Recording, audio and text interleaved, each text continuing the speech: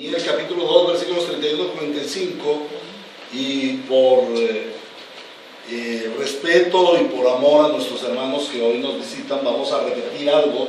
Vamos a comenzar nuestra escuela dominical con una reconstrucción de lo que hemos visto. El título que venimos estudiando es: La Iglesia avanza al reino de Dios. Es la historia del reino de Dios. Hemos visto cómo Dios ha avanzado su reino, y la Biblia es la historia del reino de Dios. Entonces vamos a ver el reino de Dios en el período intertestamentario. Leemos la Sagrada Escritura en el libro del profeta Daniel, capítulo 2, versículos 31 al 45. Señor Dios, aquí estamos en tu presencia en esta mañana para escuchar tu voz, para conocerte a ti a través de tu santa palabra. Oramos para que en tu gracia nos concedas ver este tema acerca de la historia del pueblo de Dios, pero más que todo de la historia de cómo tú has reinado sobre tu pueblo en un periodo en el cual la iglesia, la iglesia no ha estado tan interesado durante siglos, pero que también es importante estudiar y ver cómo el reino de Dios se ha establecido en todo tiempo. Te damos gracias, Señor, porque tú edificas a los santos a través de esta enseñanza, pero también convocas a los inconversos, a los incrédulos, para que crean por la fe en Cristo Jesús, para salvación y vida eterna. Me he hecho en tus manos, oh precioso Espíritu de Dios, para que seas tú sustentándome en la exposición de la palabra de Dios y básicamente en la exposición de este tema. En nombre de Cristo Jesús oramos. Amén. Dice la palabra de Dios así, Daniel capítulo 2, versículos 31 al 45. En sus sueños su majestad veía una estatua enorme, de tamaño impresionante y de aspecto horrible. La cabeza de la estatua era de oro puro, el pecho y los brazos eran de plata, el vientre y los muslos eran de bronce, y las piernas eran de hierro, lo mismo que la mitad de los pies, en tanto que la otra mitad era de barro cocido. De pronto, y mientras su majestad contemplaba la estatua, una roca que nadie desprendió vino y golpeó los pies de hierro y barro de la estatua y los hizo pedazos. Con ellos se hicieron anicos el hierro y el barro junto con el bronce, la plata y el oro. La estatua se hizo polvo como el que vuela en el verano cuando se trilla el trigo. El viento barrió por la estatua y no quedó ni rastro de ella. En cambio, la roca que dio contra la estatua se convirtió en una montaña enorme que llenó toda la tierra. Este fue el sueño que tuvo su majestad y este es su significado. Su majestad es rey entre los reyes. El Dios del cielo le ha dado el reino, el poder, la majestad y la gloria. Además ha puesto en manos de su majestad a la humanidad entera, a las bestias del campo y a las aves del cielo. No importa dónde vivan, Dios ha hecho de su majestad el gobernante de todos ellos. Su majestad es la cabeza de oro. Después de su majestad surgirá otro reino de menor importancia. Luego vendrá un tercer reino que será de bronce y dominará sobre toda la tierra. Finalmente vendrá un cuarto reino sólido como el hierro. Y así como el hierro todo rompe, destroza y pulveriza este cuarto reino a la polvo a los otros reinos. Su majestad veía que los pies y los dedos de la estatua eran mitad hierro y mitad barro cocido. El hierro y el barro que su majestad vio mezclados significan que este será un reino dividido, aunque tendrá la fuerza del hierro. Como los dedos eran también mitad hierro y mitad barro, ese reino será medianamente fuerte y medianamente débil. Su majestad vio mezclados el hierro y el barro, dos elementos que no pueden fundirse entre sí. De igual manera, el pueblo será una mezcla que no podrá mantenerse unida. En los días de estos reyes, el Dios del cielo establecerá un reino que jamás será destruido ni entregado a otro pueblo, sino que permanecerá para siempre y hará pedazos a todos estos reinos.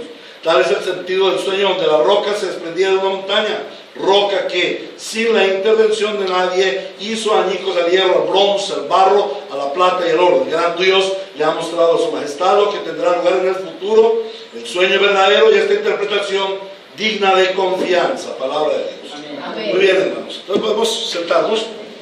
No es una predicación, es una enseñanza temática. El tema es el avance del reino de Dios. Cómo el reino de Dios ha avanzado a través de toda la historia del mundo.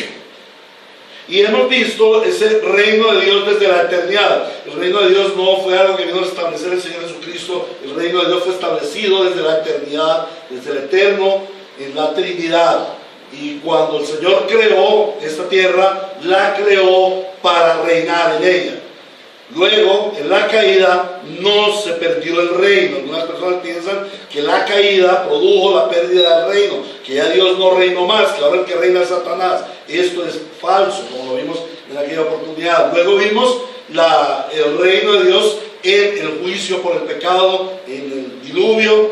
Luego vimos el reino de Dios en la historia de los patriarcas, luego en el pueblo de Israel, como sombra y tipo del rey que había de venir. Y también vimos el reino de Dios en los profetas, el reino de Dios establecido de manera profética. Ahora estamos estudiando este reino, el reino de Dios en este periodo de la historia que no está registrado en la Biblia. Es un periodo de aproximadamente 430 años que se le conoce como el periodo intertestamentario, también conocido como el silencio de Dios. Pero significa esto que hubo un silencio de Dios y que Dios no reinó sobre su pueblo y sobre toda la tierra en este periodo. No, esto no quiere decir eso. Quiere decir que en esta época no hubo profetas, pero el reino de Dios sí continuó. Recordemos lo que hemos llegado a definir a través de este tiempo como reino de Dios. ¿Qué es el reino de Dios? El reino de Dios es el pueblo de Dios bajo el gobierno de Dios, en el lugar de Dios, con la bendición de Dios y para la gloria de Dios. Es el pueblo de Dios, bajo el gobierno de Dios, en el lugar de Dios, con la bendición de Dios y para la gloria de Dios. El pueblo de Dios es, en esta época, Israel y Judá. Bajo el gobierno de Dios, están sufriendo el castigo de Dios por causa de su pecado. Esto quiere decir que Dios está manifestando su reino, está manifestando su gobierno sobre su pueblo. ¿Cómo? A través del castigo a los rebeldes. ¿En dónde estaban? En el lugar de Dios. Quiere decir que en esta época que Israel fue llevado al exilio, no, el pueblo de Dios no estaba en el lugar de Dios, no. Sí estaban en el lugar de Dios. Dios lo llevó allí. Ese es el lugar que Dios había preparado para este pueblo. Dios había llevado a su pueblo al exilio. Judá estaba cautivo en Babilonia, Israel estaba disperso, ya dijimos que por el norte de África y quizás algunos entraron a Europa. Sigan adelante. Luego Dios retorna un remanente suyo a Judá, a Jerusalén, y se inicia la reconstrucción del templo. Pero la gloria de Dios ya no estaba sobre aquel templo. Finalmente podríamos pensar que el pueblo de Dios bajo el castigo de Dios no contaba con la bendición de Dios, pero tampoco es verdad. Recordemos que a los que aman al Señor todas las cosas contribuyen para el bien, y este periodo tenía un gran propósito en la historia del reino de Dios.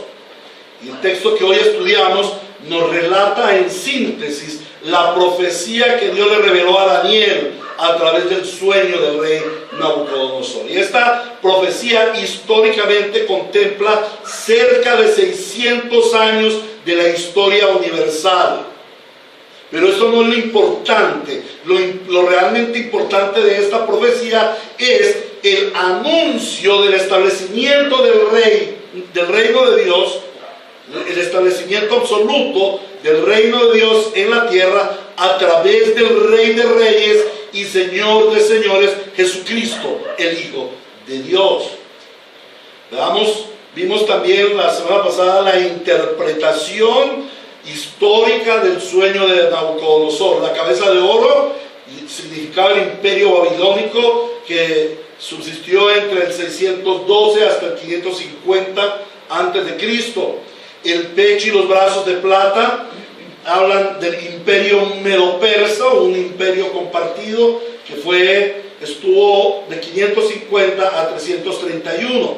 El vientre y los muslos de bronce hablan del imperio griego, los helenos, un imperio inicialmente unido pero luego dividido. Este imperio va del 331 al 63 antes de Cristo, y las piernas de hierro y pies de barro hablan del imperio romano del 63 antes de Cristo a 310 después de Cristo. Pero finalmente la profecía nos habla de la roca que una roca que se desprende no se sabe cómo, y esa roca aplasta a los otros reinos. ¿De qué nos está hablando? La roca es Cristo. Toda la Biblia nos habla de Cristo como la roca. Entonces está hablando de Cristo, que es el imperio que iba a pulverizar a nosotros, a los demás imperios. Y es lo que hemos visto, porque sobre el 310 aproximadamente el imperio romano cede al cristianismo en una forma mezclada, pero allí ya el imperio romano termina. Ahora, ¿qué es el periodo intertestamentario? Es el periodo entre los dos testamentos, del 420 al 4 antes de Cristo. Es un periodo casi desconocido en la historia del reino de Dios en la iglesia. Es un periodo al que no se le ha dado importancia porque no hubo profecía reconocida. También es un periodo importante porque nos muestra a Dios preparando su pueblo para la venida del Mesías. Es un periodo importante porque nos da la conexión entre el antiguo pacto con Israel y el nuevo pacto de Dios, su pueblo escogido, la iglesia. Es un periodo importante porque vemos el reino de Dios sobre su pueblo. Es un periodo importante en el que no hay revelación profética, pero Dios habla a su pueblo mediante la palabra revelada. Se cierra el canon, se traducen las escrituras al idioma popular. Vimos la cronología, la cual no la voy a repetir, porque la estudiamos, toda la cronología de esos 400 años. Y quedamos en que hoy vamos a estudiar la importancia de ese periodo intertestamentario. Dios no olvida su pacto. Él es fiel a sus promesas. Israel no recuperó nunca su estatus político logrado sobre el año 1000. Entre el año 1000 y el año 900, en el gobierno de David y de Salomón, realmente Israel fue un imperio, un gobierno floreciente, y nunca volvería a recuperar ese esplendor de la época de David y de Salomón. Por el contrario, por cerca de 600 años sufrió la dominación de imperios extranjeros. Y nosotros, con nuestra época, no hemos vivido eso, que es ser dominados por un imperio extranjero, aparentemente. No lo hemos sufrido, aparentemente.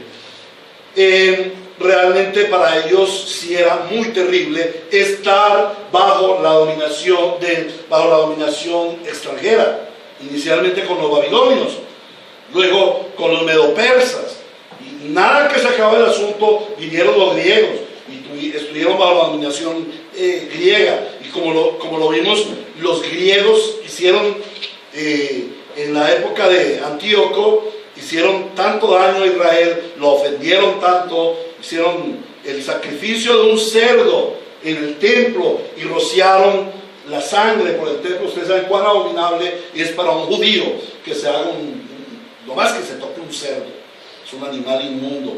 Y Antíoco Epífanes hizo esto. Entonces ellos fueron muy humillados. Su territorio ya no era su territorio, su templo ya no era su templo, era una nación totalmente dominada por los extranjeros. Y esto fue causa de sufrimiento para el pueblo de Israel. Pero Dios conservó su remanente fiel, como Él lo ha prometido a través de toda la Escritura. La historia del reino de Dios continúa en este periodo. Dios no para de reinar sobre su pueblo, ni sobre toda la tierra, ni sobre todo el universo. Él es rey de toda su creación. Y el aspecto más importante, lo más relevante de este periodo, no es que Dios cayó, no es que no trajo más profetas, sino que Dios estaba preparando mediante todos estos actos providenciales todo lo necesario para la venida del Rey Supremo, del Rey de Reyes y del Señor de Señores. Este periodo tiene que ver con la redención, hermanos. Por eso debe ser importante para nosotros al menos conocerlo. No lo vamos a estudiar profundamente, no vamos a dedicar sermones y sermones al periodo intertestamentario. De hecho, hoy terminamos y seguimos la semana entrante, Dios mediante, la otra semana más allá, vamos a comenzar con el reino de Dios en Cristo. Y como les estaba diciendo, este periodo tiene que ver con la redención. Los judíos deseaban tener al Mesías. A ellos se les había profetizado el Mesías. ¿Desde cuándo se profetizó el Mesías? Desde Génesis capítulo 3 versículo 15. Y en cada libertador que venía, ellos volvían a la esperanza del Mesías. Ellos pensaban que Judas Macabeo o que fulano iba a ser un libertador, que él era el Mesías. Pero esa esperanza solo se cumple hasta la llegada de Cristo. Y lo más importante de este tiempo, de estos 400 años, es que ellos estaban esperando al Señor. Vamos a mirar algunas de las características de este periodo intertestamentario. En primer lugar, vemos las consecuencias del castigo de Dios llevando al exilio a Israel. Y cómo Israel fue castigado como nación. En primer lugar, podemos ver a través de la historia del Antiguo Testamento que Israel es un estado teocrático, un estado donde Dios, se pretendía que Dios fuera el supremo rey, el Dios, y luego cuando vinieron los reyes, ya lo vimos en ese tiempo, en el análisis de ese tiempo, entonces gobernaba Dios a través de reyes, a través de sacerdotes, a través de profetas, y todo Israel giraba alrededor del templo, alrededor del arca, alrededor de los sacrificios, alrededor de la gloria de Dios. Pero ¿qué sucedió? Cuando ellos son expulsados de Israel, de Jerusalén, el rey Nabucodonosor, sobre el año 584, ordena que se queme el templo y se llevan los utensilios, ya los pocos que quedaban se los llevan para Babilonia. El arca desapareció. ¿Dónde está el arca? Y esto era terrible para los judíos, porque en ese pequeño rincón de 70 centímetros de largo, que no era casi nada, para Israel era lo más importante, porque ellos suponían que si tenían el arca, la presencia de Dios estaba allí, pero ya no tenían el arca. ¿Qué se hizo? Nadie lo sabe. Ellos no lo sabían, se perdió el arca. Entonces aquel gobierno teocrático había perdido su esencia. Ya no estaba Dios, ya no estaba la presencia de Dios, pues conforme ellos lo concebían. ¿Qué produjo esto? No había cohesión nacional.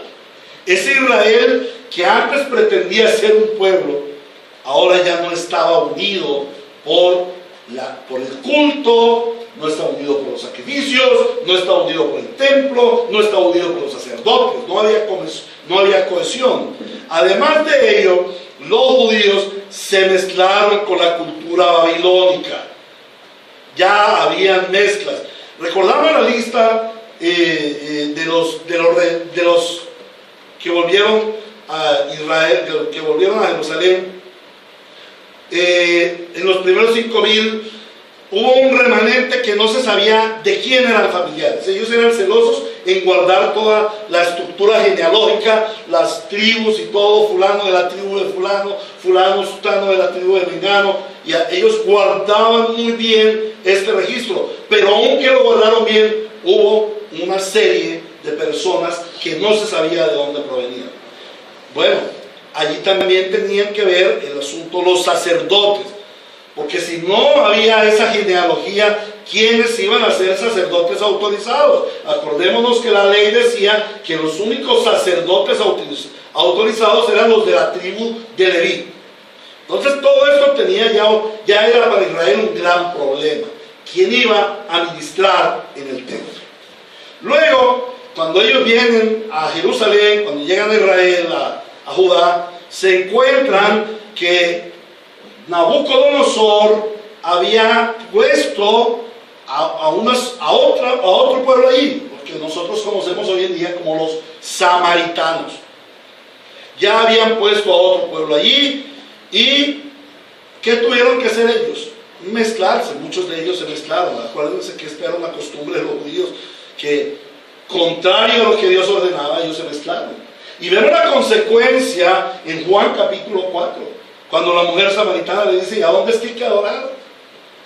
¿En el templo o en el monte? Porque era una adoración totalmente diferente. Era un conocimiento bíblico totalmente diferente. Los samaritanos ya a la época de Jesús no aceptaban sino el Pentateuco. No aceptaban más libros. Entonces, ese regreso a Jerusalén trae una serie de inconvenientes. El otro aspecto, otra característica bien importante de este periodo es que la opresión de los imperios extranjeros produjo en cierta forma un arrepentimiento en aquellos judíos y un deseo de volver a la fe. Un arrepentimiento y un deseo de volver a la fe. Y es que eso es lo que sucede cuando Dios el Señor oprime a su pueblo o castiga a su pueblo. Inmediatamente nos ha de conducir al arrepentimiento. El pueblo del Señor es un pueblo que se arrepiente, reconoce su pecado. ¿Por qué? Por la obra del Espíritu Santo. Y la misma obra del Espíritu Santo les hace llevar a tener un deseo de volver a la fe. Y recordemos que Israel era un país supremamente orgulloso. La nación de Israel era una nación supremamente orgullosa. Y esta obra del Señor de oprimirles bajo los imperios extranjeros les hizo un poco humildes, un poco nomás. Ahora, las diferentes dominaciones les condujeron a olvidarse de tener un rey. Como ya habían reyes tan poderosos como Alejandro Magno, pues ¿qué iba a salir de Israel un rey? Entonces ellos empezaron a desistir de la idea de tener rey. ¿Y qué implica el desistir de la idea de tener rey? Recordamos la idea que ellos tuvieron de tener un rey. ¿Qué dijo Dios ante la idea de que ellos quisieran tener un rey? ¿Se acuerdan? Nos lo enseñó Carlitos, que hoy nos honra con su presencia. Que ellos desecharon a Dios como rey de Israel. Lo desecharon. Ahora, ¿qué tienen que hacer? Arrepentirse y decir: bueno, Señor, ya no queremos rey, ahora queremos que tú seas nuestro rey. Ahora queremos que tú seas nuestro rey. Y de hecho, eso es lo que le sucede a la iglesia. No queremos rey humano, queremos un rey celestial. Queremos al Rey de Reyes y Señor de Señores. Entonces, todo esto está preparado para Cristo y su iglesia. Amén. Dios preparó todo este terreno para que el Evangelio se propagara rápidamente y se estableciera el reino de Dios sobre la tierra, que se estableciera Jesucristo, el Rey, como único Rey y Señor de su pueblo. Y para ello se dieron una serie de situaciones. En primer lugar, se estableció un idioma universal, el idioma griego. A través de toda una época, el idioma griego fue el idioma dominante. ¿Recuerdan cuál fue el imperio posterior al griego? El imperio romano. El imperio romano tenía su idioma, el latín, pero ellos no asumieron el latín como idioma oficial, sino asumieron el griego. El griego era el idioma universal. Esto es bien importante. ¿Por qué es bien importante el saber que el griego fue el idioma universal si hoy en día nosotros hablamos español, colombiano y no entendemos ni papa de griego, especialmente este su siervo?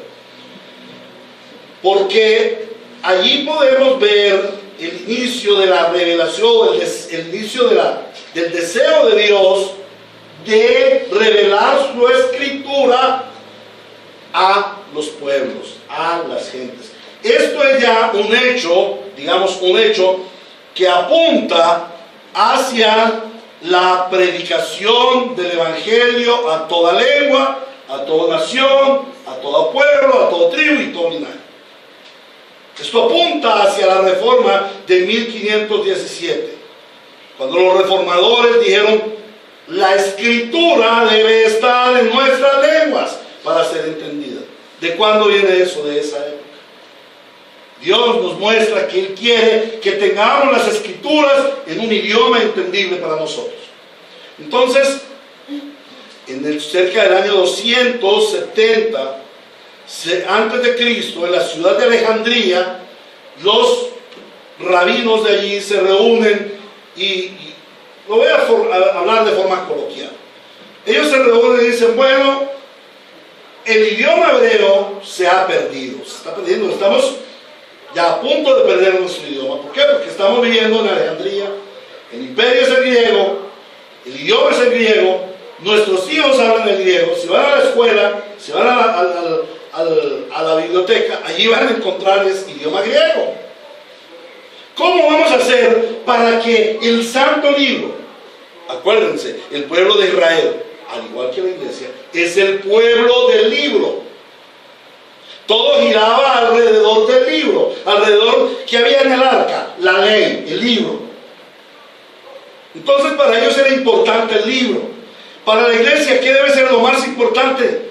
El libro. El libro, el santo libro. Entonces, el pueblo no va, nuestros hijos ya no van a tener el libro en su idioma. Entonces se va a perder el libro y se va a perder la nación. Porque la nación es la nación del libro. Traduzcamos al idioma griego el libro. Entonces llamaron a 70, otros dicen que 72, eruditos o rabinos, escribas, eruditos en la palabra, y les dieron la tarea de traducir las escrituras hasta el momento conocidas, o sea, el canon hebreo cerrado, en lo que nosotros conocemos como Malaquías. Ya este canon cerrado lo escriben en el idioma griego para dejarlo como legado al pueblo de Dios. Se dice que estas fueron las escrituras con que contaron los apóstoles. Entonces esa es la parte del idioma universal. Dios establece un idioma universal, o permite que se establezca un idioma universal, porque luego a través de ese idioma universal se iba a predicar el evangelio. En segundo lugar, vemos el establecimiento de la sinagoga. No hay muchos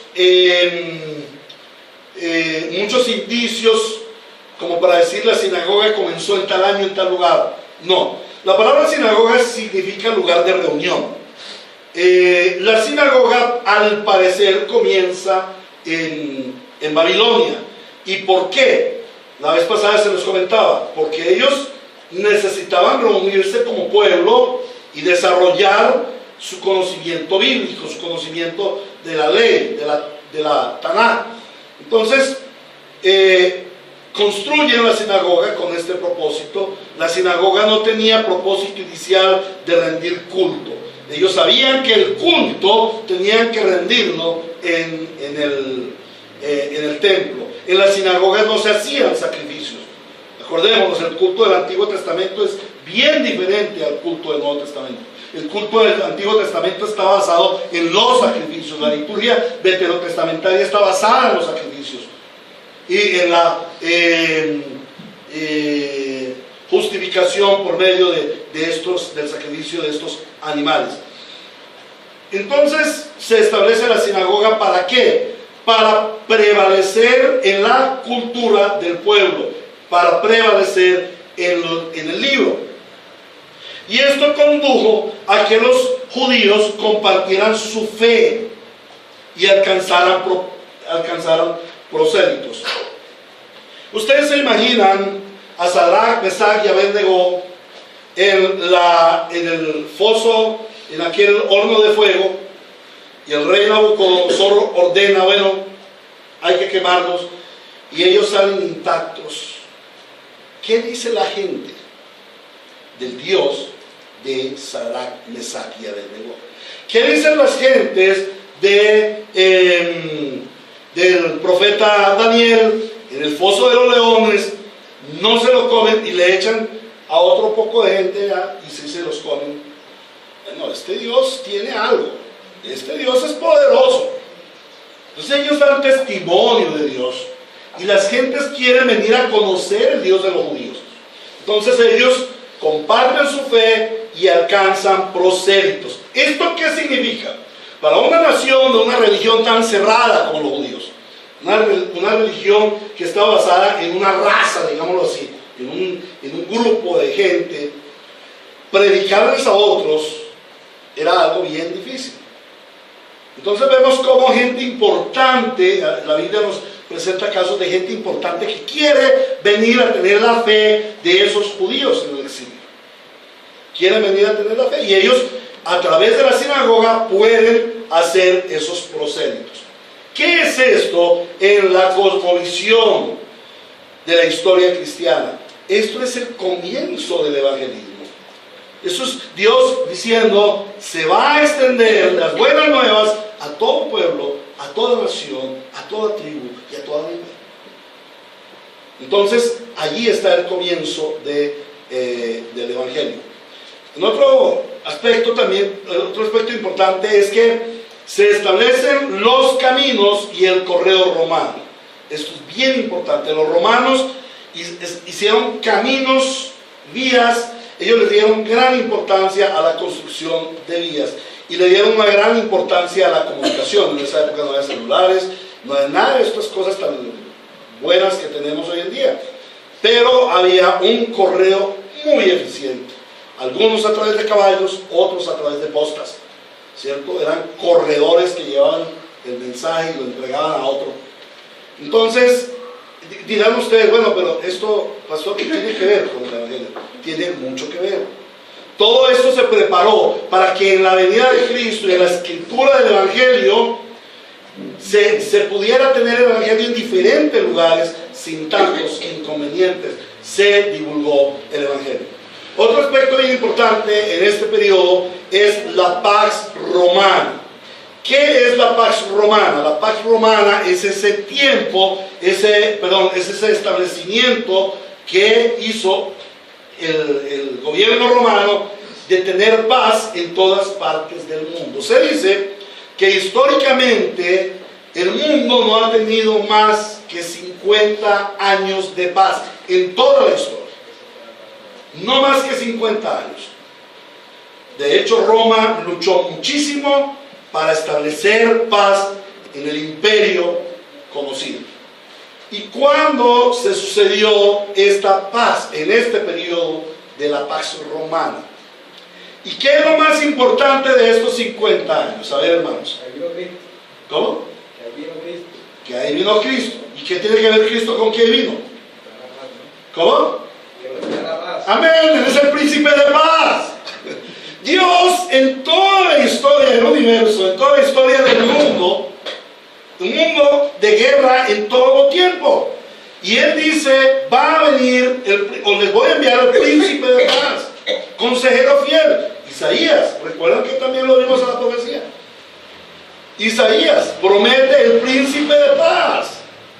Y Dios, en su providencia, obra de tal forma que Roma establezca un periodo de aproximadamente 50, pudieron ser 60, 70 años, en que hubo paz sobre la tierra.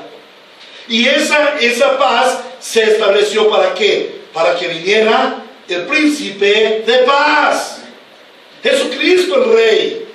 Él viene a establecer la paz. ¿Cuál fue el principio de todos estos 4 reinos de los cuales estábamos hablando? La guerra, la dominación a través de la guerra. Ellos tuvieron guerras constantes. Los 35 o 36 años de vida que tuvo Alejandro Magno y aproximadamente con los 15 años de reinado, de gobierno, de imperio que él tuvo, todos estuvieron dominados por la guerra. Luego los romanos eran guerreros. Para poder conquistar tierras ellos tenían que hacer guerras. ¿Qué tuvieron los judíos? Guerras. Las guerras de los judíos es un libro famoso de Flavio Josefo. Guerras. Y de pronto, en un momento determinado de la historia, se para la guerra, ya no hay más guerra. ¿Por qué no hay más guerras? Viene el príncipe de paz. ¿Y a qué viene el príncipe de paz? A establecer su reino, que es paz. ¿Y cuál es la base del reino de paz? La comunión entre Dios y los hombres. Desde entonces el Señor Jesús comenzó a predicar: arrepentidos. ¿Por qué? Porque el reino de los cielos ha venido. Dios ha venido del cielo a la tierra. Emmanuel, Dios con nosotros. Dios ha venido. Entonces, ¿qué hizo Dios a través de este tiempo? La paz romana es importante porque obró sobre Roma, sobre el ejército de Roma, para que estableciera paz en el tiempo en que iba a venir Jesús, el príncipe de paz. Otro aspecto bien importante es esa mezcla única que hay entre el imperio romano y el gobierno judío, lo que en la Biblia conocemos como el Sanedrín. La palabra Sanedrín significa tribunal de justicia. Los historiadores han quedado cabezones, ¿cierto, Salomón? Espero que estudies ese aspecto también, doctor historiador. Los historiadores han quedado cabezones porque a través de la historia se han visto diferentes tipos de dominación. Por ejemplo, la dominación babilónica consistía en que sacaban al pueblo, como en el caso de Israel, lo llevaban cautivo, pero ponían a otro pueblo en su lugar a morar allí. Habían otras dominaciones en que venían el imperio y establecía un rey o un gobernador, y ese gobernador se encargaba de que la nación rindiera tributos. El modelo del imperio romano era este. Ellos llegaban, traían la bota romana, el ejército, establecían su reino y ponían a un gobernador allí, y él era el que mandaba. Y todo el pueblo tenía que obedecer lo que decía este gobernante, lo que decía el César. Pero con Israel pasó algo supremamente raro. Con Israel se hizo una concesión. Y hablábamos la semana pasada de un personaje llamado Herodes el Grande. Herodes compró al César, o compró al Senado romano, los derechos para ser rey de Israel como judío. Y entraron en una concesión. Había un rey representante judío que era Herodes, que no era judío. Él no era judío, pero él quería tener ese imperio. Entonces él compró ese imperio, y se estableció un gobernante de Roma.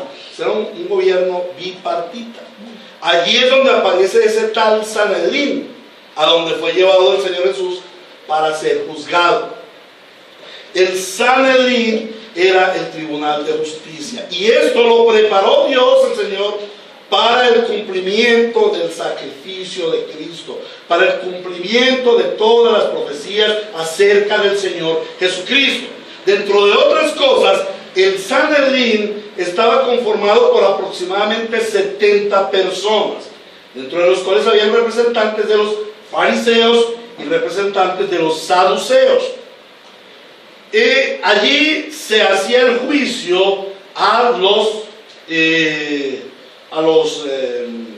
transgresores de la ley judía. Ellos no podían condenar a muerte a nadie. Esta potestad le era dada solamente al gobernador.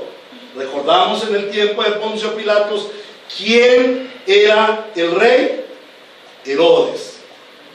Pero ¿quién era el gobernante de parte de los judíos? No, ese era de parte de los romanos. No, de parte de los romanos era Poncio Pilatos. ¿Y quién era el sumo sacerdote del año? Anás, ¿cierto? Ese señor era el director del Sanedrín. Ellos no podían condenar a muerte a nadie. A toda persona que fueran a condenar a muerte, la tenían que llevar al gobernante romano. Y todo ese proceso fue el que sufrió el Señor Jesucristo. Pero sabemos a través de la historia que el Señor Jesucristo sufrió 7 juicios, los cuales fueron totalmente viciados. 7 juicios en los cuales fue condenado injustamente. 7 juicios en los cuales fue mal acusado, o sea, todos fueron con falsas acusaciones. Pero una de las características importantes es que en el juicio del Sanedrín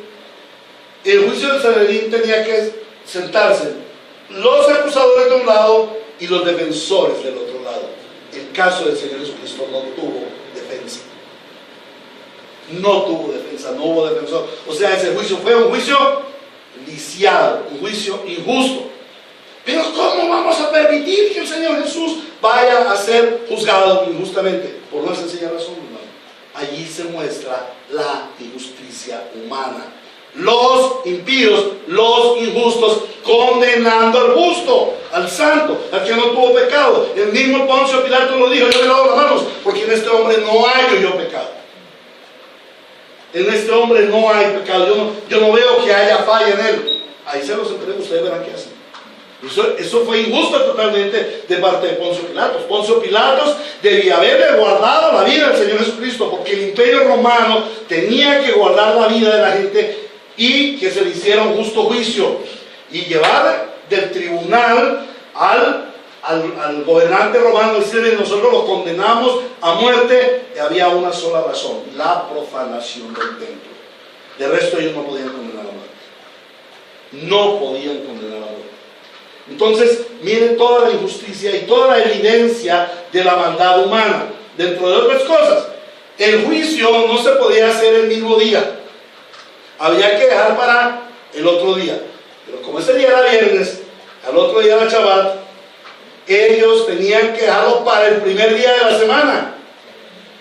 Y resulta que no, ellos se apresuraron a sacarle el juicio al Señor Jesucristo para condenarlo. ¿Para qué? Para cumplir todo lo que estaba escrito en la profecía. ¿Qué nos muestra esto? Que el diablo estaba gobernando y que el diablo estaba gobernando falso. Todo se estaba dando conforme a Dios el Señor. Así lo había revelado a través de sus santos profetas. Todo eso estaba escrito, que así tenía que suceder. Y eso es lo que luego dice Pedro en el Sanedrín, en Hechos de los Apóstoles capítulo 4. Todo esto tenía que suceder así. Entonces vemos ese aspecto. Ahora, ¿qué es esto? Es el cumplimiento de toda la profecía de Daniel, llevando al entendimiento al mismo pueblo de Israel, que Cristo es ese Rey de Reyes y Señor de Señores. ¿Recuerdan ustedes cuando el Señor Jesucristo dice de sí mismo: el Hijo del Hombre, el Hijo del Hombre, el Hijo del Hombre? Él se estaba refiriendo a las profecías de Daniel. Él estaba hablando de lo que estaba escrito en Daniel acerca del Hijo del Hombre. Pues bueno, en Daniel capítulo 2 está esa profecía que se cumple en la persona del Señor Jesucristo. Otro aspecto que debemos tener en cuenta, y que ya es un poquito al margen, que no le voy a dar mucha importancia, es que en esa época no hubo una revelación profética de Dios. El canon fue cerrado sobre el año 420 para nosotros en el libro de Malaquías. Perdónenme mi falta de diligencia, pero aquí tenemos un biblista que sí me lo puede decir. Para el pueblo hebreo, ¿cuál fue el cierre del canon? En el canon hebraico, el pastor Mauricio. El último libro de los judíos. Malaquías. No, es que en los 70 sí, estaban incluidos unos libros apócrifos de la época intertestamentaria, pero en Jerusalén se conservó un canon hebreo sin los apócrifos. Entonces se toma ese momento como el más referente del cierre del canon hebreo del Antiguo Testamento. El libro de Malaquías. Pero entonces no tengo la fecha del libro específico cuál. Bueno, gracias, pastor. Pues el último profeta es Malaquías. Es Malaquías, sí, el último profeta. Entonces es el libro de Malaquías que nosotros tenemos. Ahora, lo que nos dice el pastor tenemos que verlo. En ese periodo intertestamentario surgen una serie de relatos históricos que forman algo que se llama la apócrifa o los deuterocanónicos. Lo repito, Yo no me alineo con los que dicen deuterocanónicos porque no hay un segundo canon con reconocimiento divino. Estamos hablando de libros que, sin ser inspirados, pretenden formar parte de los divinos escritos, de los libros inspirados. Entonces, allí son cerca de 15 libros diferentes. Nosotros conocemos la apócrifa de la religión católica, que solamente contiene 7 libros, ¿sí? Primero de Macabeos, segundo de Macabeos, Bel y el dragón. Bueno, ya los olvidé. Pero esto es sabiduría, la sabiduría, Judith, hermano, ustedes nos han leído muy bien. Pero en esta apócrifa los mismos libros revelan o dicen que no son de inspiración divina. Entonces no entran a formar parte del canon. De tal manera que, como lo decía el pastor Mauricio, el pueblo de Israel solo acepta el canon judaico, cerrado en el año 420 a.C., con el libro del profeta Malaquías, y que posteriormente viene a reunir o a compilar el señor Judas Macabeo, sobre el año 170 a.C. Entonces, esta época es una época en que no hay una revelación profética. ¿Pero por qué no hay revelación profética? Porque ya Dios la había dado, en primer lugar. Y en segundo lugar, porque estaba preparando al pueblo para el pináculo de la revelación profética.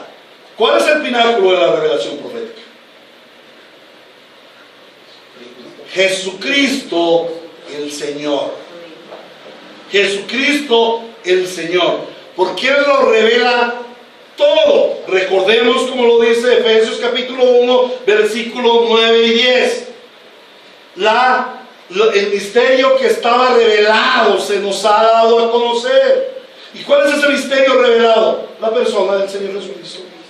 Arriba de Cristo no hay mayor revelación. Esa profecía de hoy en día, hermano, el Señor me muestra, yo le profetizo que usted se va a casar con ella. Y hermano, usted le profetizo que el Señor le va a dar oro y plata. Y a usted le profetizo que el Señor le va a llevar a la China y a la Conchinchina. Eso es falso. Eso no es profecía, hermanos. El pináculo de la profecía es la persona del Señor Jesucristo. Porque ¿qué es profecía? La palabra profecía significa revelación del oráculo de Dios. Y puede haber un oráculo de Dios que Dios mismo no lo puede haber, hermano. Entonces, ¿por qué razón no hubo profecía en aquella época? Porque el Señor ya había dado toda la profecía. Y toda la profecía apuntaba ¿a quién? A Cristo. Y ellos en ese periodo debían esperar a que esa profecía viniera. Emmanuel, Dios con nosotros, el Verbo encarnado, el Hijo del Hombre. Tenía que venir el Mesías esperado. Entonces iba a venir toda la revelación profética. Miren, hermanos, ¿qué nos enseña este tiempo? Nos enseña que en Cristo tenemos la perfección de toda la revelación de Dios. Que no debemos buscar más. Ya está cumplido. Que el mismo pueblo no esperó nuevos profetas. Ellos esperaron al Mesías en el pueblo intertestamentario. ¿Qué aplicaciones debemos tener acerca de esto que hemos visto en los últimos 2 domingos, el domingo pasado y hoy? En primer lugar, debemos tener un reconocimiento, hermanos, de la permanencia del reino de Dios. Y esto debe llevarnos a un arrepentimiento en nuestra forma de pensar, en nuestra creencia, de pensar que Dios a veces sí reina y Dios a veces no reina. Que Dios reina cuando Él hace lo que yo quiero que haga, pero cuando yo estoy en el desierto, cuando estoy sufriendo castigo por mi pecado, por mis decisiones, allá Dios no está allá conmigo, Él no está reinando, ahí está reinando el diablo, están reinando las circunstancias. No, hermanos, la palabra de Dios nos muestra la permanencia del reino de Dios. Es un llamado a que nos arrepintamos, hermanos, a no reconocer la permanencia del reino de Dios. También es un llamado a que reconozcamos que Dios en su reino hace juicio por el pecado. Y si Él no perdonó a los ángeles, si Él no perdonó al pueblo de Israel, ¿por qué razón habría de perdonarle el pecado a la iglesia? En Cristo tenemos perdón de pecados, sí. Pero el pecado, el juicio de Dios, viene sobre el pecado de la iglesia. Y en nuestros tiempos, la iglesia está pecando terriblemente. ¿Y cuál es el pecado de la iglesia? El pecado de la iglesia es muy sencillo, se lo voy a decir. Mi pueblo perece por falta de conocimiento. El pecado de la iglesia contemporánea es el apartarse de las Santas Escrituras. El pecado de la iglesia de nuestros tiempos es no ir a la Sagrada Escritura. Hermanos, para yo preparar esta enseñanza, esta es una enseñanza histórica. Pero ¿cuál fue el principio de la enseñanza? ¿Y cuál fue el centro y el eje de la enseñanza? La Escritura, en Daniel capítulo 2. Y es un tema histórico, hermanos. Entonces, ¿cuál es el pecado de la iglesia contemporánea? El pecado de la iglesia contemporánea es que la iglesia se ha apartado de las Santas Escrituras y prefieren oír al hombre que oír a Dios en su palabra. Ustedes han dejado la ley por escuchar a los hombres. Entonces es un llamado al arrepentimiento. Es un llamado a que volvamos a la senda antigua. Es el mismo llamado que el Señor hizo a través de los profetas. Arrepiéntanse y crean y vuélvanse a Dios. Pero no solamente está el llamado al arrepentimiento y también el anuncio del juicio de Dios, sino que también está la restauración. Todo este periodo nos habla de Dios en su deseo de restaurar a su pueblo. En segundo lugar, aplicamos esta enseñanza en que como cristianos debemos reconocer y vivir en la fidelidad de Dios a su pacto. Ahora, recordemos que el pacto requiere de dos: el que nos llama al pacto y nosotros que venimos al pacto. Entonces, si Dios es fiel con su pacto, la evidencia de esa fidelidad está en nuestra fidelidad a Dios. Ayer, a los que estuvieron en la convención, el hermano Pollard, creo que era el que nos enseñaba, ya no recuerdo, acerca de la evidencia de la obediencia. El pueblo que ama al Señor, que dice que ama al Señor, obedece al Señor. Esto es una evidencia. Entonces, este periodo nos debe llevar a reconocer la fidelidad del pacto de Dios. Nos debe llevar a reconocer que Dios preserva a su pueblo. Dios lo preserva, Dios lo guarda, Dios lo cuida hasta su pronta venida. La iglesia no es un pueblo diferente de Israel. Hoy en día hay una teología que segmenta a Israel, lo pone a un lado y la iglesia al otro lado. No. La iglesia es el verdadero Israel. Dios no terminó con Israel, lo dejó ahí en stand-by y continuó con la iglesia, y después va a venir y va a remozar su pacto con Israel. No, el pacto con Israel sigue siendo. ¿Quién fue la primera iglesia? Israel. Entonces, el pacto de Dios es fiel, y esto nos conmina a nosotros a ser fieles en el pacto del Señor. ¿Amén? Y finalmente debemos reconocer de que Dios obra de maneras diferentes para llevar a cabo su plan perfecto y para que el hombre sea súbdito de su reino. Esta palabra es tiempo del periodo intertestamentario, solamente nos lleva a pensar en que hay un rey y unos súbditos. Ese cuentito de que somos iguales a Dios o que Dios es mi sirviente y que va a hacer lo que yo le diga, eso es falso. Entonces nosotros debemos reconocer a Dios como nuestro Rey, al Señor Jesucristo en el establecimiento de su reinado sobre la tierra como nuestro Rey de Reyes y Señor de Señores. Y debemos reconocer a Dios como nuestro Rey, siendo nosotros el pueblo de Dios bajo el gobierno de Dios. Porque a veces hablamos de pueblo de Dios, pero no queremos gobierno de Dios. Yo soy pueblo de Dios, yo soy cristiano, pero a mí Cristo no me manda y yo hago lo que quiera. Es un problema. Reino de Dios es el pueblo de Dios bajo el gobierno de Dios. ¿En dónde? En el lugar de Dios. ¿Cuál es el lugar presente de Dios? Su iglesia. Su iglesia. Nosotros, cada uno de los creyentes, somos templo del Espíritu Santo. Con la bendición de Dios. ¿Cierto que sí? Con la bendición de Dios. Pero a veces el médico diagnostica cáncer. A mí en esta semanita me llegó un baldado de agua fría. El semestre de mi hijo David. Ay, señora, ¿dónde estás? Ese es el gobierno de Dios. Él está gobernando en todo. Y eso es una bendición. Entonces, es el pueblo de Dios bajo el gobierno de Dios, en el lugar de Dios, con la bendición de Dios. ¿Para qué? Para su gloria. La iglesia no existe para otra cosa que para darle la gloria a Dios y para gozarnos en su presencia. Amén. Amén. Damos gracias a Dios por lo que a través de un tema Él nos ha enseñado y nos ha permitido vivir en este día del conocimiento de su palabra, del conocimiento histórico de su pueblo, especialmente el reconocimiento de su gobierno, de su reinado en esta tierra y sobre su iglesia. Amado Dios y Padre nuestro, bendito tú eres, al darnos el mensaje de la palabra, al revelarnos el contenido de tu palabra, pero sobre todo al revelarnos tu presencia en tu palabra.